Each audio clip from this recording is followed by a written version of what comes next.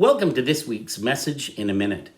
This week we're going to be looking at a passage from Matthew chapter 7 where Jesus uses a phrase that really has come to be known as the Golden Rule.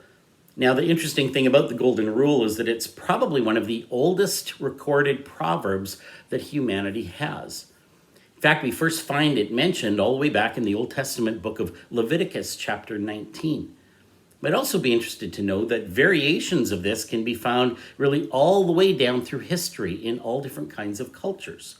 It's quoted in ancient Egyptian culture, it's quoted in ancient Greek culture as part of their legal documents, and variations of it can also be found in Buddhist, Hindu, as well as Islamic writings. What's especially interesting to us, though, is how Jesus uses the Golden Rule in his Sermon on the Mount in Matthew chapter 7. Because he's not just saying treat others the way that you want to be treated, but he's also upping the stakes for those people who choose to be followers of his. In fact, he says, in everything, do to others what you would have them do to you. But then he compares God's love for us to an earthly parent's love for their kids.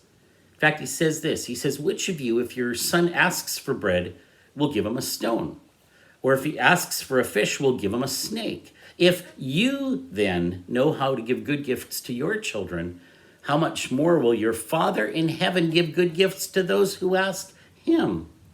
And I love this because Jesus isn't just telling us to treat others the way that we want to be treated, but he's also telling us to use God's love for us as the example or as our motivation for loving others. And that is this week's Message in a Minute.